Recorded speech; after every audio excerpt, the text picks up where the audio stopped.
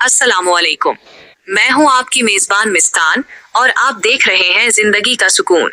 आज मैं जिस रिश्ते पर बात करने जा रही हूं, वो जमीन पर मौजूद तमाम रिश्तों में सबसे ज्यादा खूबसूरत और मजबूत होना चाहिए था, लेकिन बदकिस्मती से आजकल यही रिश्ता सबसे ज्यादा कमजोर पड़ता जा रहा है। मैं बात कर रही हूँ मियाँ और बीवी के रिश्ते की। वो रिश्ता जिसकी बुनियाद अल्लाह ने मोहब्बत और सुकून पर रखी थी। आखिर क्यों वही रिश्ता आजकल लड़ाई झगड़ों, तंज और अदालतों की नजर होता जा रहा है? इसकी दो बड़ी वजूहात हैं। एक शौहर की अपने हुकूक और जिम्मेदारियों से गफलत, और दूसरी बीवी की वो आना, ईगो, जो रिश्तों को जोड़ने के बजाय तोड़ने पर तली होती है। पहले बात करते हैं शौहरों की। अल्लाह ने मर्द को कवाम बनाया है, यानी घर का मुहाफिज और निगरान।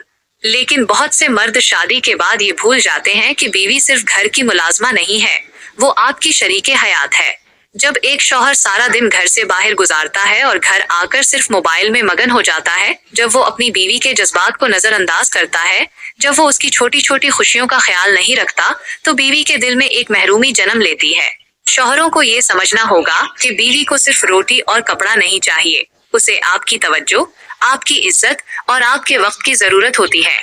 जब आप उसे वो मकाम नहीं देते, तो घर से बरकत और सुकून दोनों रुखसत हो जाते हैं। दूसरी तरफ अब बात करते हैं बीवियों की।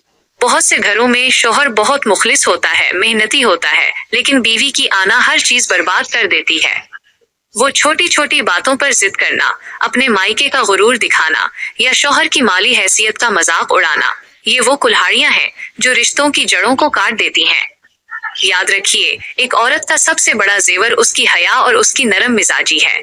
जब औरत अपनी जबान को तल्ख कर लेती है और हर बात पर मैं को आगे लाती है, तो वो मर्द जो कभी उसके लिए जान देने को तैयार था, वो आहिस्ता आहिस्ता दूर होने लगता है।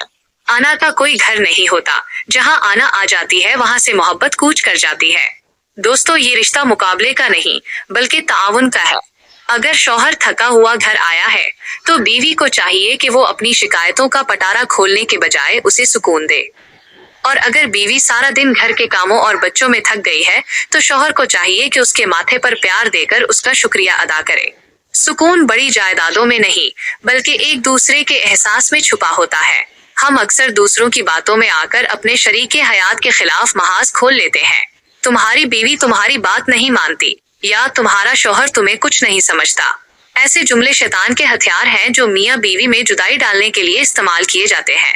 मैंने ऐसे कई घर देखे हैं जो सिर्फ इसलिए टूट गए क्योंकि दोनों में से कोई भी झुकने को तैयार नहीं था। याद रखें, रिश्तों में वही जीतता है जो पहले झुक जाता है, जो माफी मांगने में पहल करता है। अगर आप अपनी आना की खातिर अपना घर बर्बाद कर रहे हैं, तो याद रखिए कि उसका नुकसान सिर्फ आपको नहीं, बल्कि आपकी आने वाली नस्लों को भी होगा। वो बच्चे जो अपने माँ बाप को हर वक्त लड़ते हुए देखते हैं, उनकी शख्सियत कभी मुतवाजिन नहीं रह पाती। जिंदगी का सुकून तभी मिलेगा जब मियाँ और बीवी एक दूसरे के लिबास बन जाएं, एक दूसरे के ऐबों को छुपाएं और एक दूसरे की खूबियों को निखारें। शौहर को चाहिए कि वो अपनी बीवी को वो मकाम दे जो इस्लाम ने उसे दिया है, और बीवी को चाहिए कि वो अपने शौहर की इताअत और इज्जत में कोई कसर ना छोड़े। जब आप दोनों एक दूसरे की ढाल बन जाएंगे, तो बाहर की कोई भी ताकत आपके घर का सुकून नहीं छीन सकेगी। आज की इस वीडियो का मकसद सिर्फ इतना है कि हम अपने गिरेबान में झांक कर देखें, कहीं हम भी तो अपनी आना या गफलत की वजह से अपना घर बर्बाद नहीं कर रहे। खुश रहे और अपने घरों को जन्नत बनाए, क्योंकि दुनिया में सबसे बड़ा सुकून एक खुशहाल घर आना है। मैं हूँ आपकी मेजबान मिस्कान। अल्लाह हाफिज।